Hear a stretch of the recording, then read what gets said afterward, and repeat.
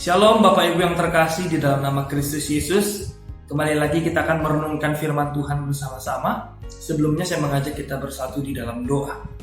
Bapa dalam kerajaan surga, kami sungguh bersyukur untuk malam hari ini kami bersama-sama boleh kembali untuk merenungkan firman Tuhan. Sebelum kami mendengarkan firman-Mu, kiranya Engkau memberkati kami supaya kami boleh benar-benar siap untuk merenungkan firman Tuhan.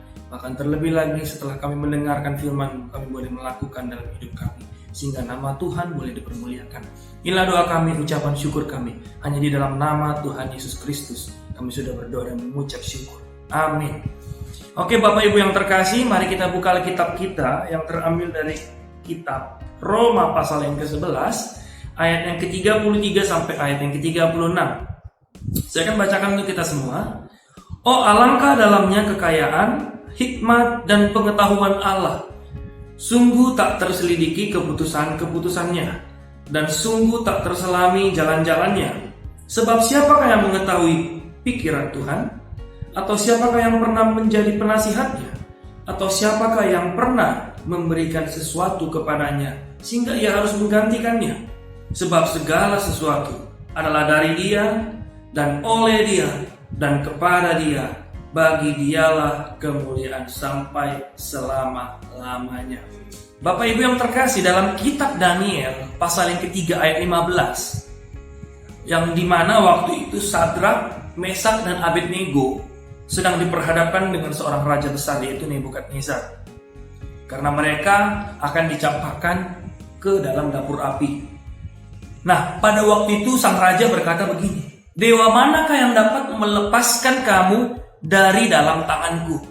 Di sini Nebukadnezar menganggap bahwa dia yang paling berkuasa pada waktu itu. Tidak ada yang kuasanya lebih hebat daripada dia. Semua rakyat itu ada di bawah kuasa tangannya dia. Artinya tidak ada seorang pun yang bisa melawan titah ataupun perintah sang raja Nebukadnezar.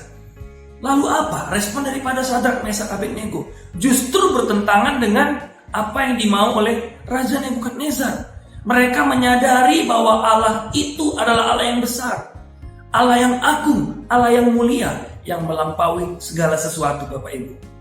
Nah, tidak ada kuasa yang lebih besar daripada kuasanya. Mereka percaya bahwa Tuhan Allah itu sanggup melepaskan mereka. Dan walaupun jikalau seandainya Tuhan tidak melepaskan mereka, di sini Sadrak, Mesak dan Abednego pun tetap tidak mau menyembah patung berhala. Nah, Bapak Ibu yang terkasih, kita melihat dari hidup Sadrak, Mesak dan Abednego ini ada suatu kesadaran seperti yang Paulus katakan dalam Roma pasal yang ke-11 ayat 33 sampai 36 tadi yang sudah kita baca Bapak Ibu. Di sini Paulus menyadari bahwa Allah itu begitu besar, Allah itu begitu agung, Allah itu begitu mulia. Makanya dikatakan dalam ayat yang ke-33 dikatakan begini, "Oh alangkah dalamnya kekayaan, hikmat dan pengetahuan Allah. Sungguh tak terselidiki keputusan-keputusannya," dan seterusnya. Artinya apa? Di sini Paulus merasa kagum akan kuasa Allah, akan kehebatan Allah, akan hikmat Allah dan pengetahuan Allah yang begitu luar biasa. Bahkan juga di dalam Roma pasal yang ke-11 ayat 34 sampai 35 di situ dikatakan, "Sebab siapakah yang mengetahui pikiran Tuhan? Atau siapakah yang pernah menjadi penasihatnya?" dikatakan. Atau siapakah yang pernah memberikan sesuatu kepadanya sehingga ia harus menggantikannya? Nah, Paulus bukan hanya menyatakan bahwa di sini Allah yang begitu besar, tapi di sini Bapak Ibu, Paulus mau mengkaitkan dengan dirinya. Di sini Rasul Paulus memiliki kesadaran akan Allah yang begitu besar. Paulus merasa bahwa aku ini orang yang begitu kecil, aku tidak ada apa-apanya dibandingkan dengan Allah. Segala sesuatu yang kita miliki pun, apapun yang ada di dalam hidup kita juga dari Tuhan. Makanya dikatakan ayat yang ke-36 ayat yang terakhir, "Sebab segala sesuatu dari Dia, oleh Dia, dan kepada Dia. Segala kemuliaan untuk Allah selama-lamanya." Nah Bapak Ibu, kesadaran akan Allah yang begitu besar dan kita juga yang begitu kecil ini akan memberi dampak yang sangat besar dalam kehidupan kita. Tetapi dalam pikiran dunia, hal ini terbalik. Justru Manusia begitu besar dan Allah itu begitu kecil. Aku yang menentukan segala sesuatu dalam hidup manusia. Biasanya kitalah yang mau mengedepankan keinginan kita dibandingkan keinginan Allah.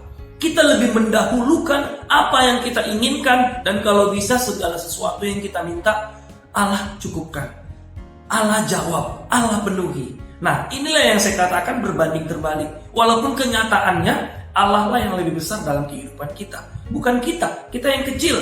Tapi justru dalam kehidupan nyata malah sebaliknya.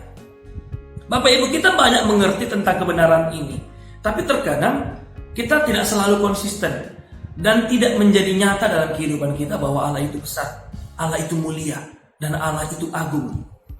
Dan manusia itu harus bergantung dan juga taat kepadanya. Khususnya terkadang dalam kehidupan kita ini kita merasa tidak puas akan apa yang terjadi, akan apa jawaban Tuhan, akan apa kehendak Tuhan dalam hidup kita. Kita selalu mau hidup kita itu enak-enak saja, tidak ada hambatan, tidak ada permasalahan, semuanya tercukupi, ya kan? Tapi terkadang ketika Tuhan ingin menguji kita, memberikan kita suatu pergumulan, kita sudah mulai bersungut-sungut. Kita sudah mulai menyalahkan Allah. Bahkan seolah-olah di sini ketika Tuhan sudah memberikan jawaban, kita mau berusaha supaya kita ini lebih bijaksana dari Tuhan. Terkadang kita menyalahkan Tuhan. Kenapa harus seperti ini Tuhan? Apa maksud Tuhan di balik ini semua? Bahkan kita bisa menyalahkan Tuhan. Nah, Bapak Ibu yang terkasih, melalui ayat ini untuk mengingatkan kita kembali bahwa kita manusia, tidak ada apa-apanya, kita hanyalah orang kecil. Sedangkan Allah itu Allah yang luar biasa. Makanya ada kata juga, sebab siapakah yang mengetahui pikiran Tuhan, atau siapakah yang menjadi penasihatnya. Ini menekankan bahwa kita jangan pernah sesekali merasa lebih hebat dari Tuhan, merasa mengetahui apa yang Tuhan mau. Walaupun terkadang melalui pergumulan-pergumulan yang kita alami, bukan berarti Allah ingin menjatuhkan kita.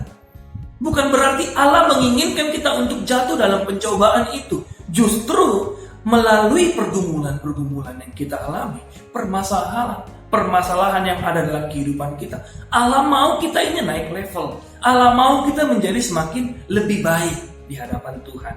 Jadi melalui perenungan firman Tuhan ini saya juga jadi teringat dengan sebuah ilustrasi yang dimana ada seorang pendeta yang melayani jemaat Tuhan di daerah Melbourne. Ada seorang jemaat yang bertanya kepadanya seperti ini, Pak Pendeta, saya sudah berdoa kepada Tuhan dan saya rasa cara doa saya juga sudah benar. Namun saya ngerasa Tuhan gak menjawab doa saya ini. Doa saya tidak kunjung dijawab. Padahal saya sudah menjadi seorang jemaat Tuhan selama kurang lebih 30 tahun. Saya juga merupakan seorang koordinator sekolah minggu selama 15 tahun. Saya sudah bertahun-tahun melayani Tuhan. Dan saya sudah menjadi orang yang sungguh taat kepada Tuhan, orang yang percaya kepada Tuhan. Lalu sang pendeta tanpa berpikir panjang, dia bilang begini, sangat mudah sekali menjelaskan pertanyaan kamu ini, kata sang pendeta. Mengapa? Karena ketika engkau mengatakan seperti ini, sebenarnya engkau seolah-olah berkata kalau engkau telah menjadi anggota jemaat 30 tahun dan 15 tahun menjadi seorang koordinator sekolah minggu dan juga bertahun-tahun melayani Tuhan atau sudah bertahun-tahun percaya kepada Tuhan, ini sebenarnya engkau mau mengatakan bahwa Tuhan itu berhutang kepada kamu. Ini dikatakan oleh seorang pendeta.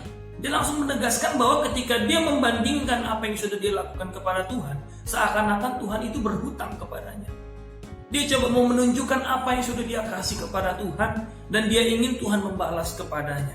Dia mengatakan seperti ini.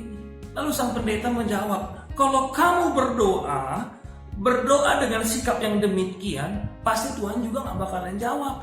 Gimana mau jawab seakan-akan Tuhan ada berhutang kepadanya?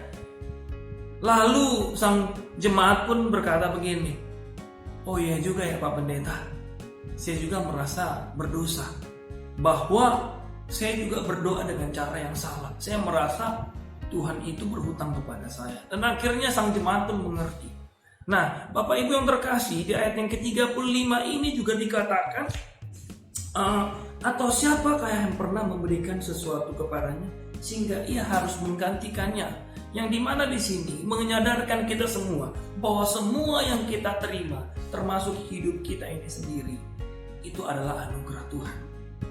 Kalau kita pun boleh diselamatkan, itu semua karena anugerah Tuhan, karena kasih karunia Tuhan. Walaupun kita dibenarkan di dalam Tuhan dan mengalami segala sesuatu yang indah di dalam hidup kita, itu semua dari Tuhan. Jadi melalui firman Tuhan ini, mari kita terus menyadari bahwa Tuhan kita itu luar biasa. Ketika kita membutuhkan pertolongannya, datanglah kita dengan kerendahan hati. Datanglah kita dengan penuh belas kasihan. Tuhan yang akan menolong kita. Karena apa? Semua yang ada dalam hidup kita itu adalah dari Dia dan juga oleh Dia, untuk Tuhan. Dan segala kemuliaan hanya untuk Tuhan, bukan untuk memegahkan diri kita. Jadi seluruh kehidupan kita, aspek hidup kita, tujuannya hanyalah kepada Tuhan, bukan untuk siapapun, bukan untuk kita, melainkan untuk Tuhan. Terpujilah nama Tuhan. Demikian firman Tuhan. Mari kita bersatu di dalam doa. Bapa dalam kerajaan surga, kami sungguh mengucap syukur untuk kebenaran firman Tuhan yang malam hari ini mengingatkan kami bahwa segala sesuatu adalah dari Tuhan, untuk Tuhan. Dan semua yang terjadi dalam hidup kami biarlah hanya untuk memuliakan nama Tuhan. Ampuni kami Tuhan ketika kami mulai sombong, angkuh, memegahkan diri kami masing-masing. Biarlah kami semua terus belajar dari hari ke hari untuk merendahkan diri kami, merendahkan hati kami, dan hanya nama Tuhan yang boleh ditinggikan. Tuhan Yesus berkati kami semua, berkati para jemaat Tuhan, terlebih khusus di GKPA Penjernihan. Tuhan berkati para hamba-hamba Tuhan, Tuhan berkati para jemaat Tuhan secara khusus dalam pandemi corona ini. Tuhan memberikan kami kekuatan, kesehatan untuk terus bisa menjalani kehidupan kami hari demi hari. Inilah doa kami Tuhan Yesus, hanya di dalam nama-Mu kami sudah berdoa dan mengucap syukur. Haleluya, amin. Tuhan Yesus memberkati kita semua Bapak Ibu.